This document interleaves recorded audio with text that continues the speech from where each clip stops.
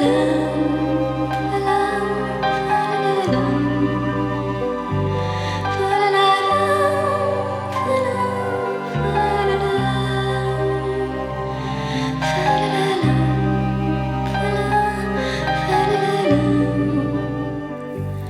1956 et 1963, mon grand-père, Georges Mazot, et son fils Bernard, mon oncle, ont filmé les championnats de cyclocross à Villers.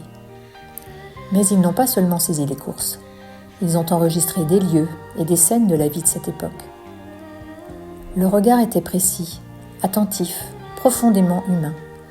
Ils avaient le sens du cadrage, du rythme et de la lumière. Toujours bien placés, toujours en mouvement, comme le montre ce travelling parfaitement maîtrisé en remontant la rue du Comte de Champagny.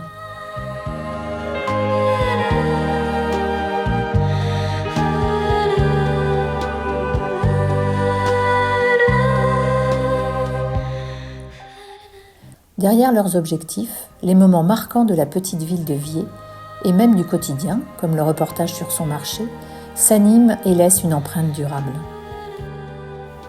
Ces images capturent l'action des coureurs, bien sûr, mais également, à travers leur parcours, nous découvrons des éléments de patrimoine vierzois, souvent transformés ou disparus avec le temps. L'étang, aujourd'hui réduit en un cours d'eau, et son grand lavoir construit en 1911, qui sera démonté en 1976. Le château, qui servait alors d'hospice. Et en 1949, on aménagea en face une annexe avec 16 chambres. Ce bâtiment, que les anciens surnommaient la clinique, accueillait une salle pour de petites opérations, un réfectoire, des cuisines, des douches municipales et même des cours ménagers pour les jeunes filles. Une grande partie de cette annexe a été détruite pour permettre la construction de la maison de retraite actuelle, ouverte en 1971.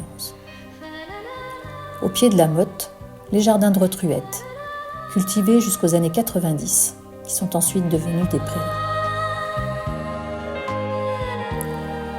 Sur ce film, on voit très brièvement mon grand-père.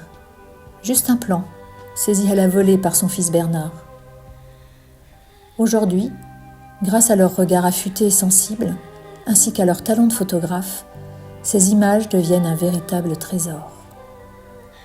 Et moi, je suis fière de ce qu'ils ont su voir, filmer et ainsi nous transmettre.